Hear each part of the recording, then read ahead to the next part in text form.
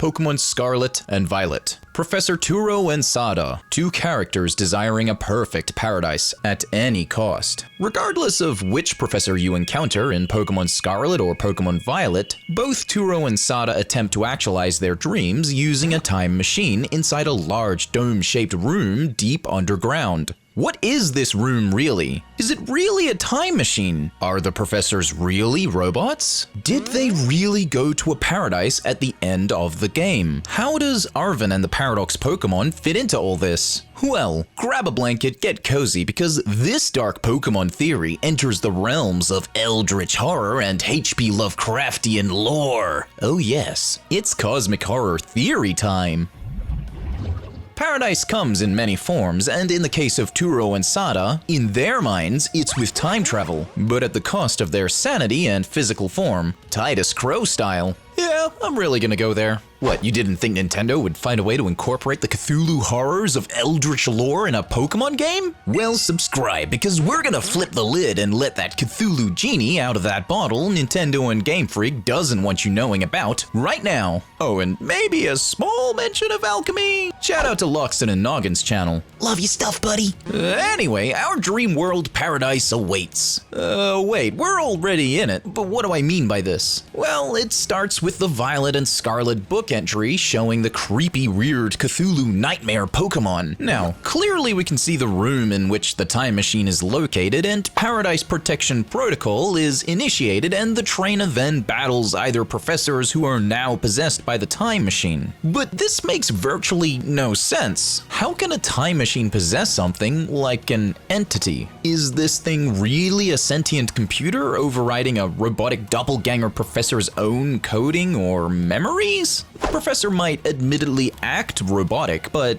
I've got a different idea on what could really be happening. What if the time machine isn't a machine at all, and the dome-shaped room this thing is contained within isn't a room either, and the robots are in fact the professors? How? Well, looking comparatively at both the Violet and Scarlet Book depictions, I believe this chamber is really the belly of the beast, and that at the top of this is a gateway to this sleeping titan's inner dream world. We see virtually nothing about this strange serpent-like creature when exploring the caverns of Area Zero, but we can definitely see a resemblance to Jormungandr, the world serpent of Norse mythos. However, I think this creature has a better connection with Azathoth, an outer god of Eldritch lore whose dreams are said to be the reality of the entire universe, until it falls asleep and dreams a new reality. Awaken this cosmic being and the dream ends. Now, we're not gonna go into what an outer god is, but take a close look at the time machine itself, aka the disc on the ceiling, its weird tendril arms, and how it consumes the professor. Now have a look at the Violet Book again, and compare both of them to the artwork of Azathoth. Tell me you don't see an uncanny resemblance.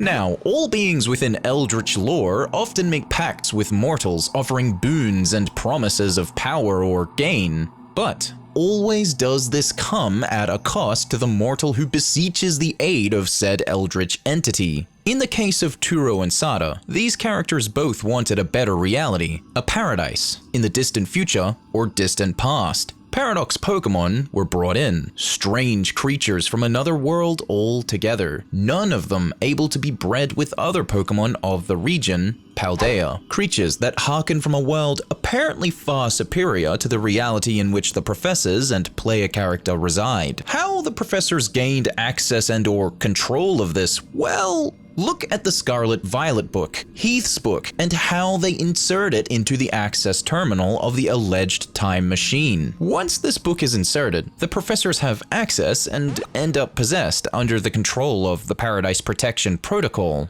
aka the will of the time machine, which we're saying is Azathoth. In Eldritch lore, mortals use books to summon, communicate with, and or use the powers of outer gods found within the Eldritch pantheon. These books are called Necronomicons, and are often scribed and written by mortals who are temporarily possessed by Eldritch entities and will always have to make a sacrifice. often repeatedly when using the Necronomicon to make a deal or pact with these entities. What's more, the Scarlet Book is written by the original Area Zero researcher, Heath. And we know for a fact in the diary entry called A Phantom Memory, he loses consciousness and spoke to someone in a strange place, only to find after awakening there was now pages upon pages now written up in his own writing. This supernatural phenomenon is called auto-writing or spirit writing. When a spirit or entity possesses the writer's body, it forces them into creating scriptures containing otherworldly powers, often styled as chants and poems. Now, with all that said, what if the professors found Heath's book during their research into the Paradox Pokemon and time travel, got excited, used it at the cost of their human body and their sanity, changing them into servants of the entity depicted in the book, aka what we think is a time machine, but is really Azathoth, thus granting them the power of Terastal, a power seen in dialogue to enhance anything. A miracle substance or power source. But then, really, if that's the case, this is just Azathoth's own power, the sleeping titan's dream reality warping energy, and the raid dens are really just a lens in which Azathoth can see into its own dream reality, which is why any Pokemon that enter are changed into a different type, because they are reimagined in an alternate mirrored reality of themselves. Dreamed from the power of Azathoth's gaze within the reflections of the crystals. So the professors just lost their minds, sacrificed their physical bodies to an alleged elder god with an obsession for crystals, right? Well, the version of Azathoth we see here doesn't have anything crystal looking about it, but a version of Azathoth depicted in Darkest Dungeon and aptly named The Sleeper does. And this iteration also includes crystals when attacking the player who's just desperately trying to roll a d20 so they don't die from the giant terrastal tentacles of an elder god and wind up like Professor Turo and Sada. Now, for any mortal to access and control a being like Azathoth using a Necronomicon book, they are likely to end up encountering and borrowing the power of the outer god Yog-Sothoth, often causing the user to become a servant of it later and often becoming possessed if or when they oppose its will. For the professors to wake the sleeper Azathoth, the time machine, it would end reality, which would entail going against Yog-Sothoth's wishes for this dream world to cease to exist, thus explaining perhaps what Protection Protocol really is. An act of possession to stop the sleeper from waking and protecting the paradise, the real paradise, Paldea, from ending, because the dream ended. What's more, in the plot of 2 books within H.P. Lovecraft's Eldritch universe, the protagonist known as Titus Crow is a cosmic time traveler, summoned by the elder god known as Cthulhu. Cthulhu is an elder god who is as good and benevolent as Cthulhu, its brother, is evil and malevolent. This elder god lives in a crystal palace, and its powers, magical and incomprehensible, was described by the time traveler Titus as magical in appearance, but most likely a form of technology so far distantly advanced from humans that it appears magical. But now, here's the kicker. Cthulhu is indeed good and benevolent in nature. It's almost a given that he'd want to protect the dream world, as he's literally written as the protagonist elder god who banishes the evil elder gods using the time machine Titus had.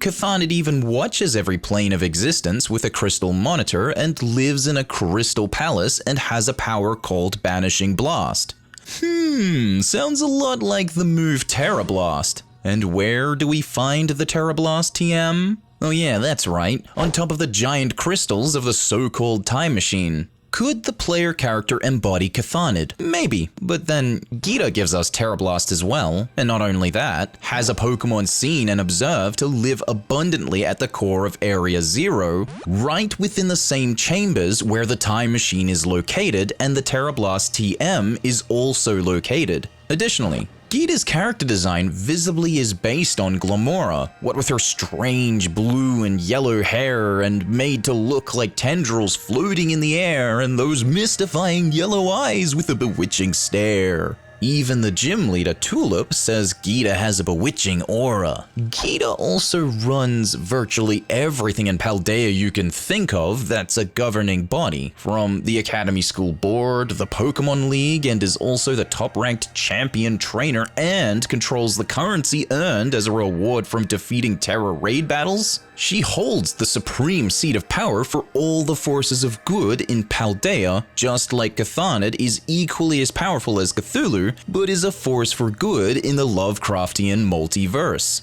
Going a step further in this comparison, Gita's personality is overly forgiving, generous, kind, and essentially benevolent, matching in every way to the personality of the elder god Cthulhu as well. Attributing Cthulhu as Gita's inspiration feels more right than other elder gods like Nyarlathotep or Yog-Sothoth. The final nail in the coffin, though, is that Cthulhu summons the time traveler, aka its champion, the human named Titus, which pretty much explains where the player character sits in this Lovecraftian-inspired Pokemon plot for Pokemon Scarlet and Violet. Better yet, we said earlier that both Titus and Cthulhu are responsible for the banishment and defeat of the evil elder gods within the Dreamlands. Yes, we the players are the champions for good, serving to collect, contain, and subdue the leaking terrastal power across Paldea that is altering and warping the Pokemon of the region, all in the goodwill and service of an entity that holds the keys of power to the entire region's prosperity, Cthulhu, a being that wants to keep the dream-ending genie inside the bottle, that genie being the dark entity Azathoth, the sleeper, from waking and ending all life and existence. Thing is, all of this is fine and dandy, but it raises a lot of questions. Questions that I'll have to save for another video, but one last thing to explore is, we only see the inside of Azathoth's belly when entering the chamber, and we know this chamber is part of the Pokemon shown in Heath's book. What's more, the terrastal phenomena had a resurgence when Heath, the original researcher of Area Zero, documents finding a strange entity that bears a shell with overlapping hexagons gleaming brighter than gemstones. Now, when viewed as a whole, it resembles a disc. Remember when Professor Turo or Sada says their goodbyes and we watch them become enveloped by weird machine-like tendrils and are then warped away? Azathoth is known as a sentient black hole, but maybe it's not so much an all-consuming creature so much as it is a bridge, a wormhole to another dreamland perhaps. Or perhaps the user really is just consumed by the disc-shaped entity we speculate to be inspired by the Eldritch horror known as Azathoth. Part of Eldritch horror is that there's so much left unexplained, and even though this script went upwards of 2,000 words this week, I've still got so much left to explore and delve into. Like why the heck there's a bunch of alchemy symbols surrounding the place in which the entity, aka the time machine or Azathoth, is located deep within the cavernous depths of Area Zero. Why? Well, stick around and find out in the next video. Thinkers, if you enjoyed this video, let me know your thoughts in the comments below and hit that like button and subscribe.